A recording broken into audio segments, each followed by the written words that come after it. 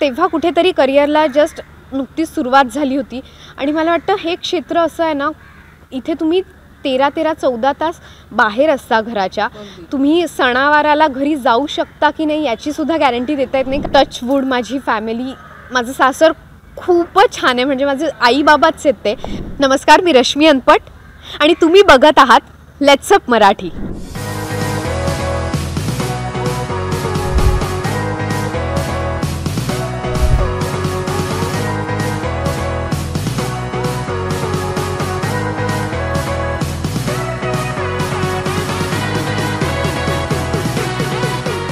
नमस्कार मंडळी, मी प्रेरणा. तुम्ही बघताय लेट्स अप मराठी. शाब्बास सोनूबाई या मालिकेचं निमित्त आहे. अर्थात त्या मालिकेच्या सेटवर मी आहे, रश्मी आहे माझ्यासोबत आणि तिचं जे संजीवनी हे पात्र तुम्ही बघताय. अर्थात मालिका सुरू होऊन काहीच दिवस झालेत, पण तिला कशा पद्धतीने रिस्पॉन्स मिळतोय, आता मालिकेत कोणता ट्रॅक तुम्हाला बघायला मिळेल, या बऱ्याच गोष्टी मी तिच्याकडनं जाणून घेणार आहेत. सगळ्यात आधी खूप खूप स्वागत आहे तुझं लेट्स अप मराठीवर. कशी आहेस तू? मी मस्त आणि थँक्यू सो मच. खूप सुंदर दिसते. अर्थात तो लग्नाचा थाटमाट, ते वातावरण, ते सगळं आहे. तू छान तयार झाली आहेस, पण त्याबद्दल सांग ना, किती एक्साइटेड आहेस तू, किती उत्सुकता आहे की ते लग्नाचा ट्रॅक आता पुन्हा त्या पद्धतीने चित्रीकरण असेल? आणि मला वाटतं कुठल्याही मुलीचं जेव्हा लग्न असतं तेव्हा ती एक्साइटमेंट किंवा तो जो आनंद असतो ना, तो एका वेगळ्या लेवलचा असतो.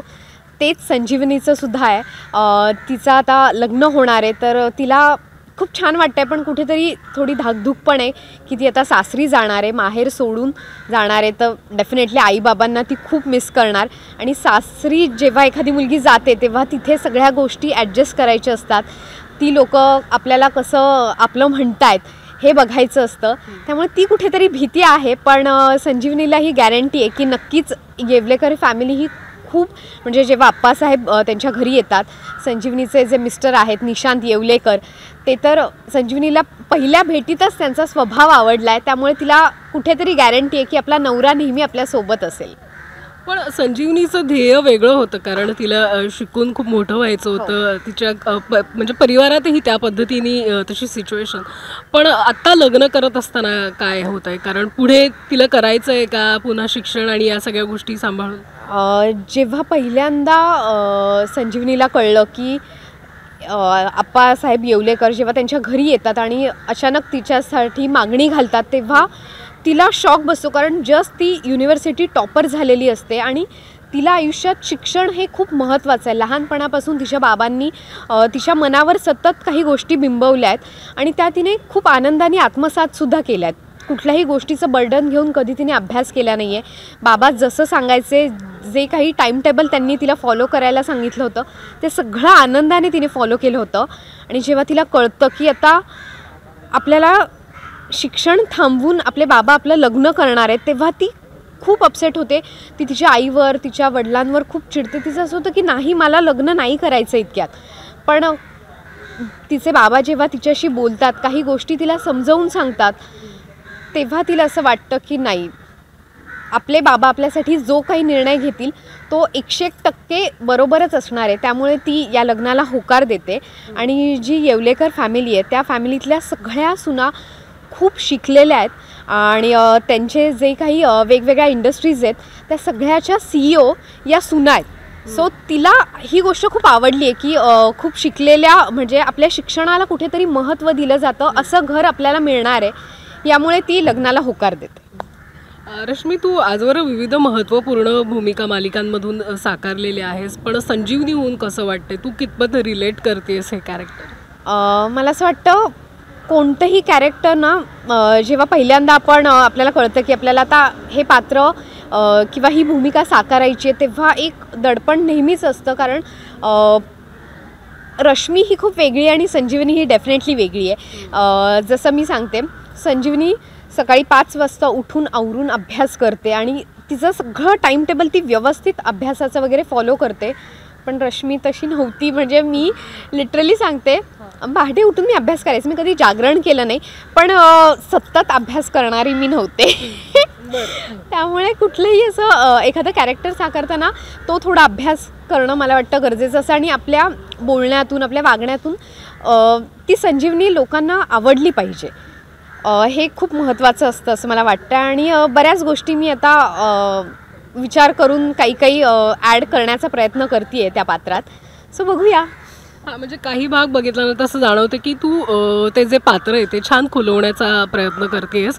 पण रश्मी म्हणून मी विचारते, कारण एक अभिनेत्री म्हणून काम करत असताना लग्न करणं आणि पुढचं सगळ्या गोष्टी करणं, हे डिसिजन जशी संजीवनी डिसिजन घेते तिच्या शिक्षणानंतर लग्नाचा, तसं तू रश्मी म्हणून तो डिसिजन कशा पद्धतीने घेतलंस, त्यात तुला काय आव्हानं जाणवली होती? जेव्हा लग्नाचा डिसिजन, ॲक्च्युली माझं लव्ह मॅरेज आहे, त्यामुळे मला वाटतं लव्ह मॅरेज असेल तर आपण लग्नाला हसी खुशी तयार असतो.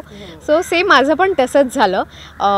आम्ही ऑलमोस्ट 2-2.5 वर्ष रिलेशनशिपमध्ये होतो. पण मग नंतर माझ्या सासऱ्यांचं सासूबाईंचं झालं की आता इतके वर्ष तुम्ही आहात तर मग आता लग्न करा. पण तेव्हा कुठेतरी करिअरला जस्ट नुकतीच सुरुवात झाली होती आणि मला वाटतं हे क्षेत्र असं आहे ना, इथे तुम्ही 13-14 तास बाहेर असता घराच्या. तुम्ही सणावाराला घरी जाऊ शकता की नाही याचीसुद्धा गॅरंटी देता येत नाही, कारण तेव्हा सिरियलमध्ये सुद्धा तेच सगळं, दिवाळी पाडवा हेच सगळं सुरू असतं. त्यामुळे तुम्हाला सुट्टी घेऊन तुम्ही घरच्यांसोबत ते सगळं सेलिब्रेशन करू शकाल की नाही याची गॅरंटी नसते.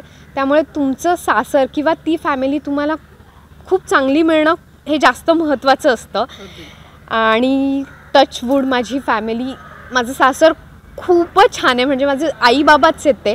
कधी माझ्यावर कुठली बंधनं त्यांनी लादली नाहीत. आणि मी जसं म्हणते, माझं सासर माहेर दोन्ही पुण्याचं आहे. पण जेव्हा मी मुंबईत लग्नानंतरसुद्धा माझी तेव्हा सिरियल सुरू होती आणि मी ऑलमोस्ट महिन्यातनं एक किंवा 2 दिवस मी सासरी जायचे.